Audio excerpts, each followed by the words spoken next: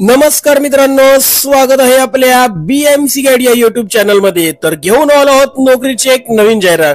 तर बृहन्मुंबई महानगरपालिकेमध्ये 10वी आणि ग्रॅज्युएशन पासवर डेटा एंट्री ऑपरेटर, कामगार, नर्स आणि इतर विविध संवर्गाची पदे भरण्याकरता जाहिरात प्रसिद्ध करण्यात आलेली आहे। याकरिता विहित अर्हता व अटींची पूर्तता करणाऱ्या इच्छुक उमेदवारांकडून अर्ज मागवण्यात येत आहेत।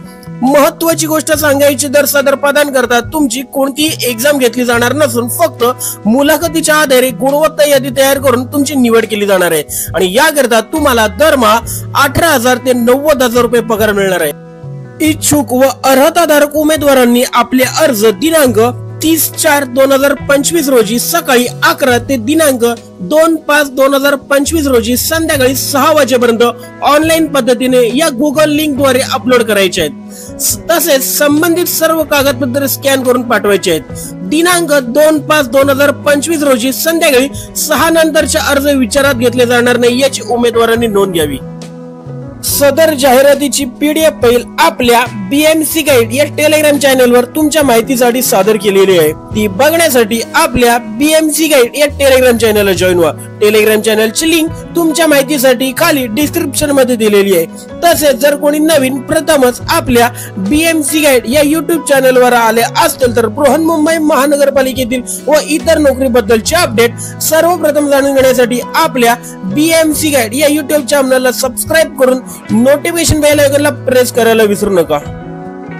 तर येऊ आजच्या व्हिडिओकडे। तर सुरुवातीला डेटा एंट्री ऑपरेटर या पदाबद्दल आपण माहिती घेऊ। तर डेटा एंट्री ऑपरेटर या पदाकरता जर तुमची निवड झाली तर तुम्हाला दरमहा 18,000 रुपये इतके वेतन मिळणार आहे। डेटा एंट्री ऑपरेटर या पदाकरता उमेदवारांचे वय हे दिनांक 1/7/2025 रोजी 43 वर्षांपेक्षा जास्त नसावे। यानंतर सदर पदाकरताची शैक्षणिक अर्हता आपण बघू। तर डेटा एंट्री ऑपरेटर या पदाकरता उमेदवार कोणत्याही शाखेचा पदवीधर असणे आवश्यक आहे। यानंतर उमेदवार माध्यमिक शालांत प्रमाणपत्र परीक्षेत किंवा तत्सम किंवा उच्चतम परीक्षेत 100 गुणांची प्रश्नपत्रिका असलेला मराठी विषय घेऊन उत्तीर्ण असणे आवश्यक आहे। त्यानंतर उमेदवारांकडे संगणक विषयक MSCIT किंवा शासनाने विहित केलेल्या संगणक विषयक अभ्यासक्रमाचे प्रमाणपत्र असणे आवश्यक आहे।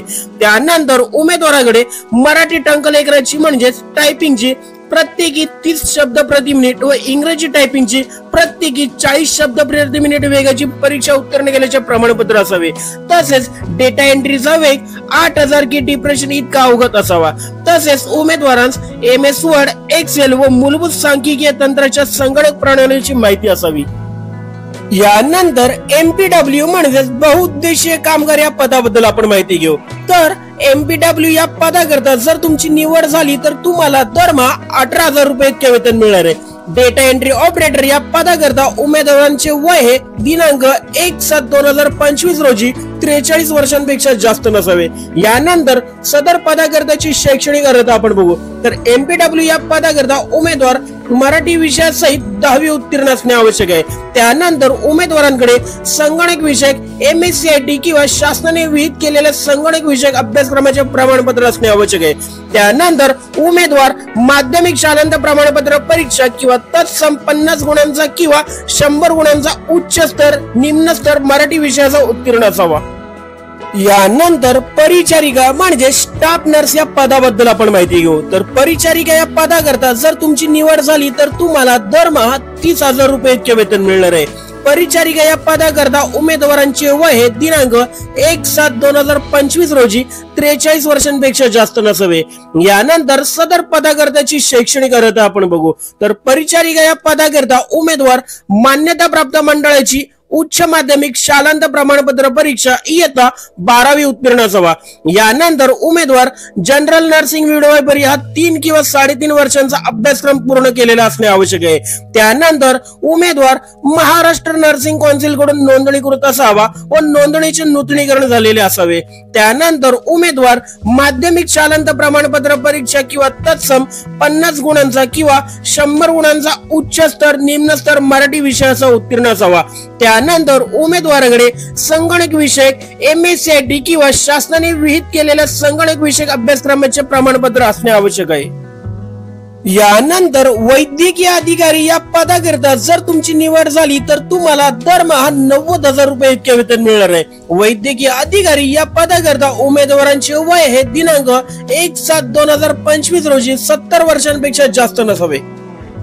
यानंतर सहाय्यक वैद्यकीय अधिकारी या पदाकरिता जर तुमची निवड झाली तर तुम्हाला दरमहा 42,000 रुपये इतके वेतन मिळणार आहे। सहाय्यक वैद्य अधिकारी या पदाकरिता उमेदवारांचे वय हे दिनांक 1/7/2025 रोजी 43 वर्षांपेक्षा जास्त नसावे।